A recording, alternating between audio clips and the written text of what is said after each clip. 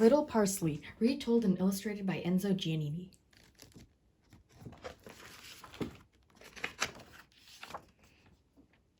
Once upon a time, a husband and a wife lived in a little house next to a garden that belonged to 5 witches. The wife was expecting a baby, and they were very happy. One morning, the woman was looking out her window into the witch's garden. She saw a patch of parsley, and at once she felt that she must have some. She waited for the witches to leave, as they did every day. Then she dropped a silken ladder from her window, climbed down into the garden, and ate parsley until she could eat no more. The next day she returned, and the next day, and the next. Indeed, she could not help herself. One evening, as the witches were strolling in their garden, the oldest witch said, "Tell me, sisters, doesn't it seem that some parsley is missing?" And the others agreed. The next morning, the witches all pretended to leave, but one remained behind, hidden in the garden. And so it was done. No sooner had the woman climbed down the silken ladder than the witch cried out, "Ah, Slyboots, I've found you." The woman begged the witch to let her go, and finally the witch relented. "We'll forgive you this time," she said, "but when your baby is born, you must call the child Little Parsley. And when it is old enough, the child will come to us and you will see it no more. Parsley you took, and parsley you must give us back, for that would only be right."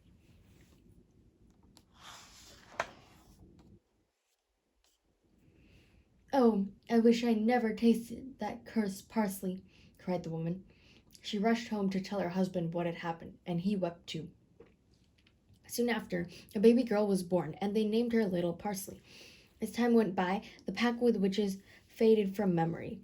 Little Parsley grew up in the house next to the garden, and when she was old enough, her parents sent her off to school. Every day as Little Parsley passed the garden on her way to school, the witches called out, "Little girl, tell your mother to remember what she must give us." "Mama," Little Parsley would say every afternoon when she returned from school, "the witches said to remind you of what you must give them." But her mother would never say a word. One day, the Little Parsley's mother was busy making soup when her daughter returned from school, and this time when Little Parsley spoke, her mother answered, "Oh, tell them to take what they must." No sooner had she spoken these terrible words than she regretted them, but it was already too late, for the words were as good as a promise that could not be undone. After school the next day, the witches were waiting as usual. "What did your mother say?" they asked. "She said for you to take what you must," answered Little Parsley. "It's you she must give us, and now she has," crowed the witches. And so it was done. The witches carried the crying girl into their house and put her in a dark room where the coal was kept. "Do you see this black, black room, Parsley?" said the witches. "When we return today, it must be as white as milk, and painted with all the birds of the air, or else we will eat you."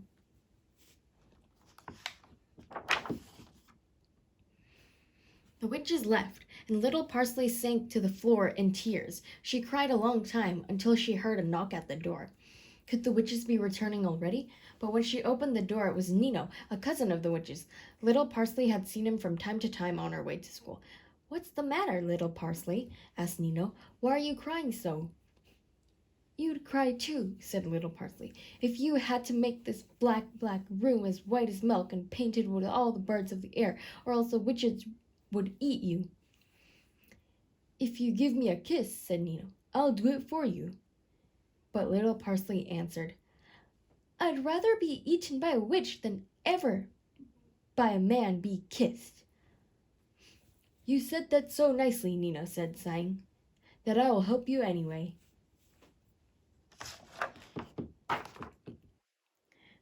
And with a tap of his wand, the room became white as milk, and the walls and ceilings were covered with painted birds, just as the witches had demanded. When the witches returned, they asked, "Did you finish your task, Little Parsley?"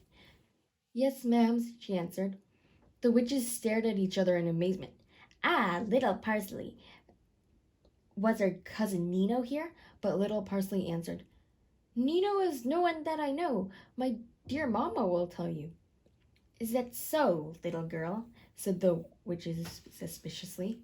"Let's see how you fare with this next task. Tomorrow you must go to the palace of the witch Morgana.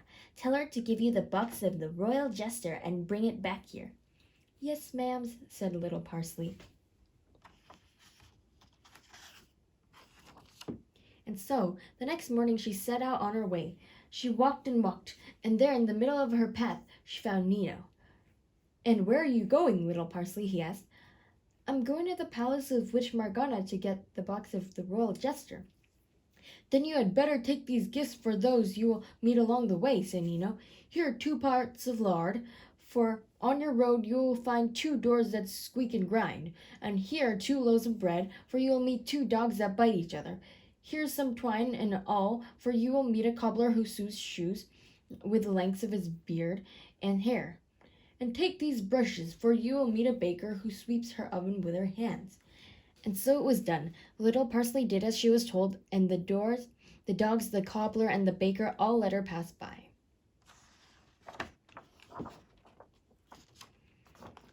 Just down the road from the witch Morgana's place, little Parsley found Nino waiting for her.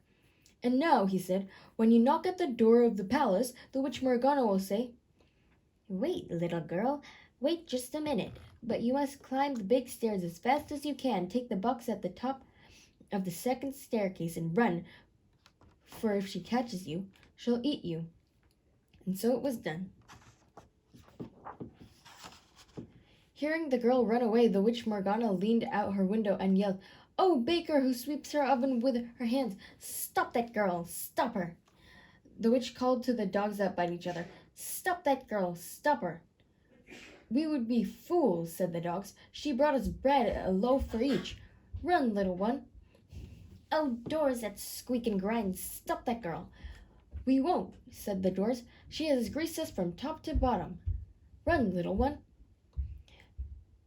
"Do you think I'm a fool?" cried the baker. "She gave me brushes for my oven. Run, little one, run." "Oh, cobbler who sews with beard and hair," called the witch, "stop that girl, stop her." "Not I. She brought me all that I need. Run, little one, run." When she was safe at last, little Parsley stopped to rest.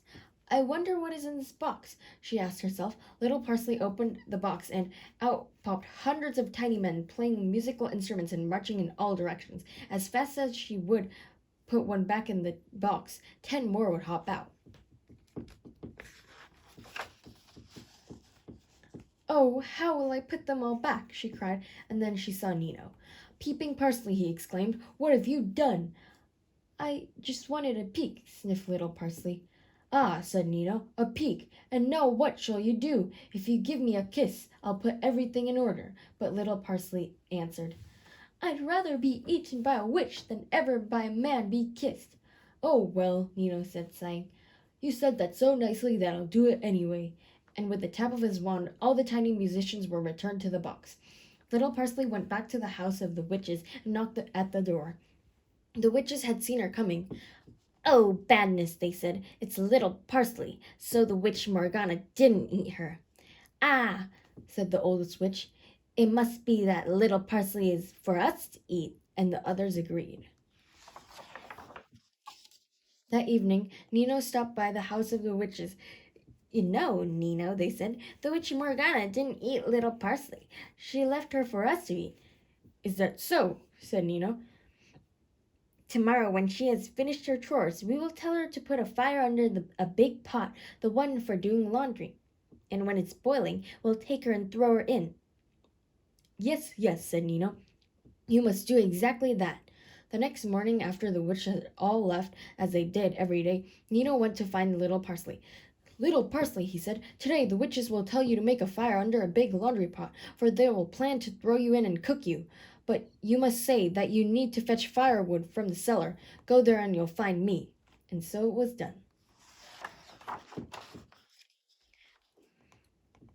"Be brave," whispered Nino to little Parsley when they found each other in the dark of the cellar. He took her hand and led her to a far and lost corner where there were many candles glowing. "These are the souls of the witches," said Nino, "and the biggest one is the soul of Witch Morgana. Blow, little Parsley, blow with all your strength. and they will be gone forever." Together they blew and blew out all the candles, even the great big one, and the witches were no more. "And now you should marry me, for that would be only right," said Nino. "I will," said little Parsley, and this time he did not have to ask for a kiss, for little Parsley gave him one freely. All of the wealth of the witches was left to them. The house and garden of the witches they gave to little Parsley's mother and father, for her mother had long repented her careless words. Nino and little Parsley married, and off they went to the palace of Witch Morgana. The cobbler they made a duke, the baker a countess. They kept the dogs with them at the palace, and the doors were always well greased.